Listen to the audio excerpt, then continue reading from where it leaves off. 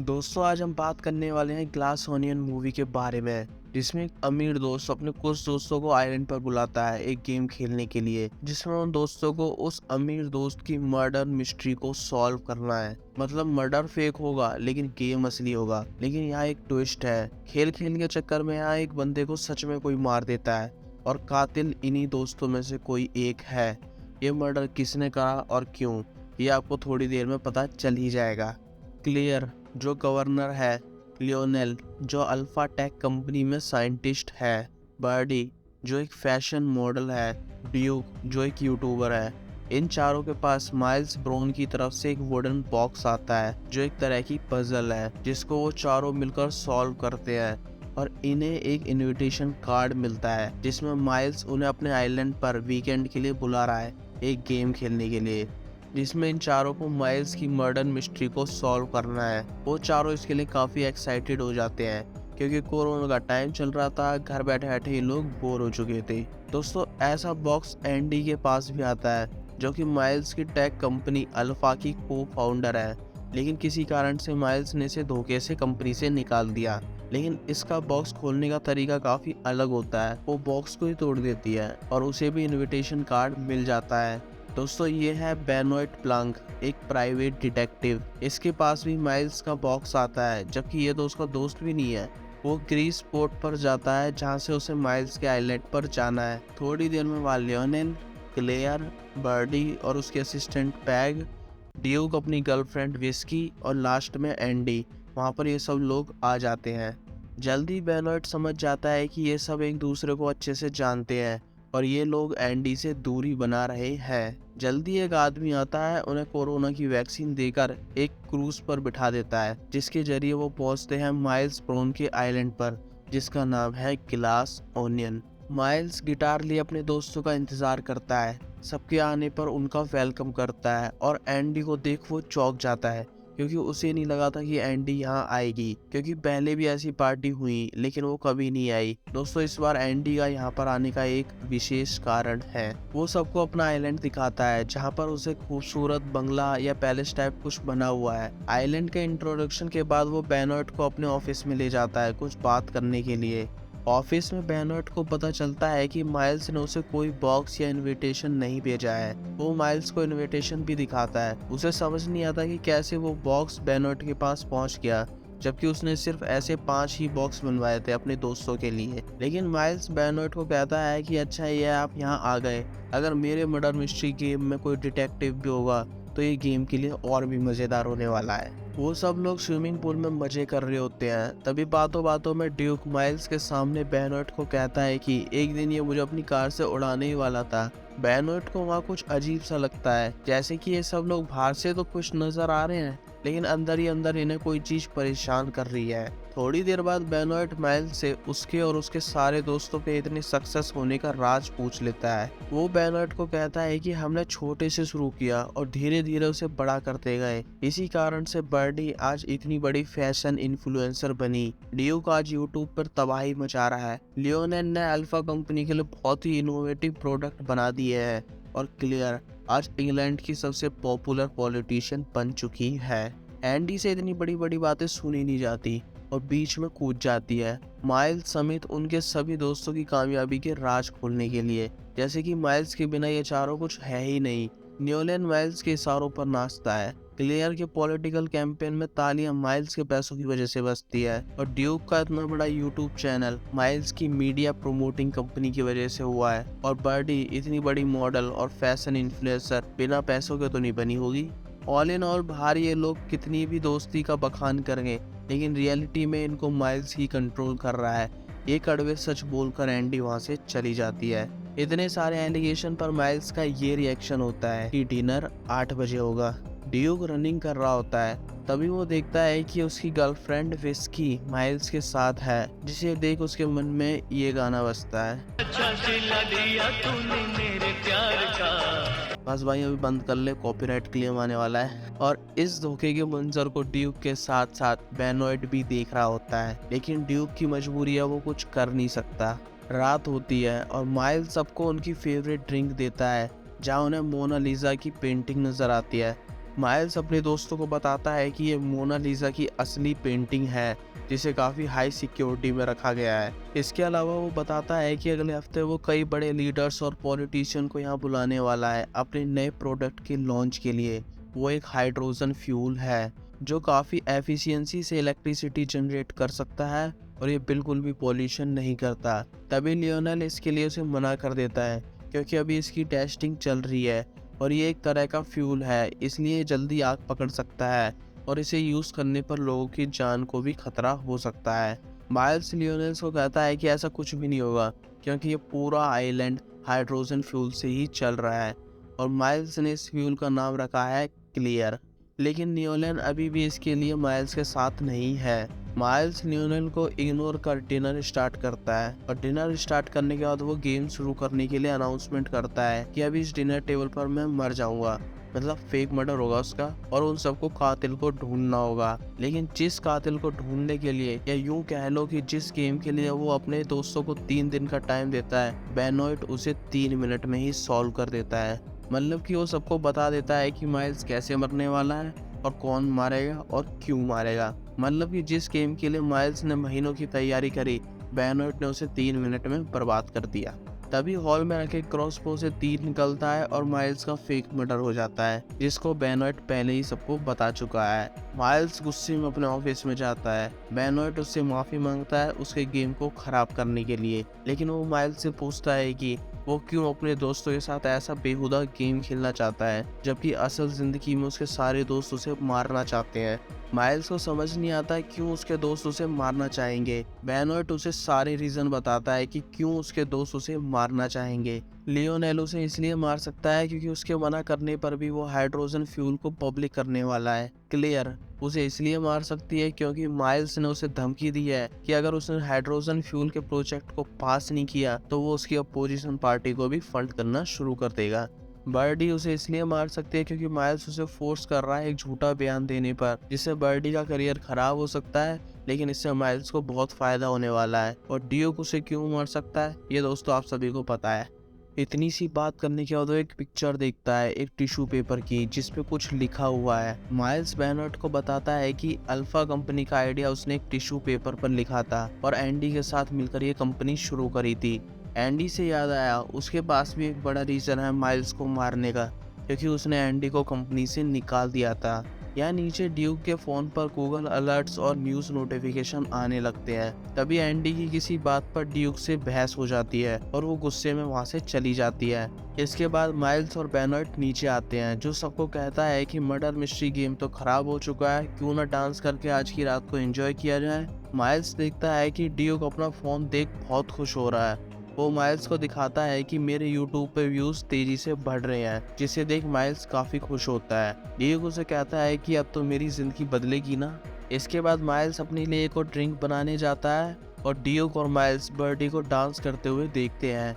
तभी अचानक ड्यूक को सांस लेने में दिक्कत आती है और वो मर जाता है। इसे देख सबके पैरों तले जमीन खिसक जाती है। बेनोइट सोचता है साला जान का खतरा तो माइल्स को था, मर ड्यूक गया। बेनोइट तुरंत लियोनेल को पुलिस बुलाने के लिए बोलता है, लेकिन पुलिस मॉर्निंग तक ही आ पाएगी ऊंची लहरों के कारण। तभी माइल्स देखता है कि उसके नाम का गिलास जमीन पर गिरा हुआ है, मतलब कि जिसने भी मर्डर किया है वो माइल्स को मारना चाहता था, लेकिन गलती से मर ड्यूक गया, ऐसा माइल्स का कहना है। माइल्स को अब हकीकत में अपने दोस्तों से डर लगने लगता है, क्योंकि बेनोइट की वो बात सच होती नजर आ रही है। यहाँ हर कोई माइल्स को अपना दुश्मन समझता है। बेनोइट देखता है कि ना तो ड्यूक के पास उसका फोन है और उसकी गन भी गायब है, जिसे वो हमेशा अपने पास रखता था। सडनली पैलेस की लाइट चली जाती है और सब इधर उधर भागने लगते हैं। अभी सबका शक एंडी पर है क्योंकि वो यहाँ से गायब है। बेनोइट भी एंडी को ढूंढने लग जाता है और जल्दी उसे वो मिल भी जाती है। बेनोइट एंडी को ड्यूक के मरने की बात बताता है। तभी दोस्तों हम देखते हैं कि किलर ड्यूक की गन लिए बेनोइट और एंडी के पास खड़ा है और मौका मिलते ही वो एंडी को गोली से मारकर वहां से भाग जाता है। कुछ देर बाद एंडी के बॉडी के पास सब आ जाते हैं। अब ये बात तो क्लियर है कि कातिल इन्हीं में से कोई एक है। वो कौन है जो अभी थोड़ी देर में पता चलने ही वाला है। तब तक दोस्तों वापस उस दिन में चलते हैं जब बेनोट के पास वो इनविटेशन वाला बॉक्स आया था, जो कि सिंगल पीस में नहीं बल्कि टूटा फूटा था। आपको याद है इन पांचों में से किसी ने इस बॉक्स को तोड़कर खोला था। वो एंडी नहीं बल्कि उसकी जुड़वा बहन हेलन है। हेलन बेनोट से मिलने आई थी ताकि बेनोट, जो कि इंग्लैंड का सबसे जाना माना डिटेक्टिव है, वो उसकी बहन एंडी के खूनी का पता लगा सके। जी हाँ दोस्तों, एंडी बॉक्स मिलने से पहले ही मर चुकी है और पुलिस ने इस डेथ को सुसाइड घोषित कर दिया है। लेकिन हेलन को कुछ गड़बड़ लगी तो वो एंडी के घर गई और उसने एंडी की डायरी, मैसेजेस और मेल्स देखे। तब उसे एक ईमेल मिला जिसमें एंडी एक रेड एनवेलप के साथ है और उसने लिखा है कि वो मुझे मिल चुका है जो माइल्स और तुम सबको बर्बाद कर देगा। दोस्तों वो तुम सब ये सब है। अब हेलन को लग रहा है कि इनमें से किसी एक ने ही एंडी को मारा है और अब उसे बेनोट की मदद चाहिए असली कातिल ढूंढने के लिए। और हाँ, छानबीन के दौरान हेलन को एंडी के घर से वो रेड एनवेलप भी नहीं मिला, जिसका मतलब है कि खूनी के पास वो एनवेलप होना चाहिए। बेनोट हेलन की मदद करने के लिए तैयार है, इस शर्त पर कि अगर वो भी उसके साथ इनविटेशन वाले आइलैंड पर चले तो। हेलन अपना लुक और बोलने का तरीका बिल्कुल अपनी बहन एंडी जैसा कर लेती है। इसी दौरान दोस्तों टाइम में थोड़ा और पीछे चलते हैं जब माइल्स इन लोगों की जिंदगी में नहीं था। पहले क्लेयर, एंडी, लियोनेल और बर्डी और ड्यूक सब दोस्त थे, लेकिन सबकी स्ट्रगलिंग लाइफ चल रही थी। तभी एंडी उन्हें अपने नए दोस्त से मिलाती है। धीरे धीरे माइल्स उन लोगों से ज़्यादा मिलने लगता है और वो भी एंडी की तरह है और बाद में एंडी से भी अच्छा उनका दोस्त बन जाता है, क्योंकि उसने बर्डी के डिज़ाइन को शो दिलवाया, लियोनेल की बुक छपवाई, ड्यूक को ट्विस्ट से जोड़ा और क्लियर को पहला छोटा इलेक्शन जितवाया। एक दिन एंडी को एक अल्फा कंपनी का आइडिया आया जिसे उसने एक बार एक टिश्यू पेपर पर लिखा और जहां उसने ये आइडिया लिखा उस बार का नाम ओनियन ग्लास था। और एंडी ने ये कंपनी माइल्स के साथ शुरू करी जिसको सुपर सक्सेस जल्द ही मिल गया, लेकिन माइल्स को और चाहिए था और एक दिन उसे हाइड्रोजन फ्यूल बनाने का फॉर्मूला मिल गया। माइल्स के हिसाब से ये फ्यूल पूरी दुनिया बदल के रखने वाला था, लेकिन एंडी एक अनटेस्टेड प्रोडक्ट पर अपनी कंपनी दांव पर नहीं लगाना चाहती थी। फिर क्या था दोस्तों, उन दोनों में खटपट हुई और ये खटपट अदालत तक जा पहुंची, जहां जजेस को फैसला इस आधार पर देना था कि जिसका भी अल्फा कंपनी का आइडिया था वही कंपनी का मालिक बने रहेगा। लेकिन क्लेयर, लियोनेल, बर्डी और ड्यूक ने अदालत में झूठी गवाही दी कि अल्फा कंपनी का आइडिया एंडी का नहीं बल्कि माइल्स का था। और दोस्तों मेरे हिसाब से आपको पता ही है कि इन लोगों ने माइल्स के लिए झूठी गवाही क्यों दी होगी। तब से एंडी इन लोगों को अपनी बर्बादी का कारण मानती है। तभी माइल्स ने एक फेक टिश्यू पेपर बनाया जिसमें कंपनी के आइडिया लिखे हुए थे और दुनिया भर में अपने इंटरव्यू दे दिए। और अनफॉर्चुनेटली एंडी का ओरिजिनल आइडिया वाला टिश्यू पेपर कहीं खो चुका था, लेकिन फॉर्चुनेटली कुछ दिनों बाद उसे वो टिश्यू पेपर मिल भी जाता है और एंडी ने उसको एक रेड एनवेलप में डालकर एक सेल्फी के साथ अपने प्यारे दोस्तों को मेल कर दिया और उसके बाद उनमें से ही किसी प्यारे दोस्त ने एंडी को मार दिया। दोस्तों ये पूरी एंडी कथा हेलन बेनोट को बता रही होती है। अगले दिन पहले बेनोट और बाद में हेलन एंडी बनकर ग्रीस के पोर्ट पर पहुंचती है और वो लोग निकलते हैं ओनियन ग्लास आइलैंड पर एंडी के कातिल को ढूंढने के लिए। और दोस्तों हेलन सभी लोगों की बातें सुनती है ताकि असली कातिल पता चल सके, लेकिन कातिल का तो पता नहीं। उसे ये पता चल जाता है कि माइल्स के दोस्त उसके सामने कितना ही खुश रहे, लेकिन उसके पीछे उसकी बुराई कर रहे हैं क्योंकि माइल्स इन लोगों को अपने हिसाब से कंट्रोल कर रहा है और इन लोगों को माइल्स की बात माननी पड़ती है क्योंकि ये लोग आज जहाँ भी हैं सब माइल्स की वजह से हैं। दोस्तों वो दिन याद है जब एंडी ने शराब पीकर अपने सारे प्यारे दोस्तों की झंड कर दी थी, ये कहकर कि वो हमेशा माइल्स के तलवे ही चाटेंगे। उस दिन क्लेयर और ड्यूक एंडी से मिलने गए थे और तब हेलन को उन दोनों से पता चलता है कि ड्यूक, लियोनेल और क्लेयर वो मेल मिलते ही अगले दिन एंडी के घर गए उससे बात करने के लिए, लेकिन एंडी ने उस टाइम गेट ही नहीं खोला और वो उस दिन बिना मिले वापस चले गए। उन्हें ये नहीं पता था कि एंडी अंदर मर चुकी है और ये बात वो बेनोट को बताती है,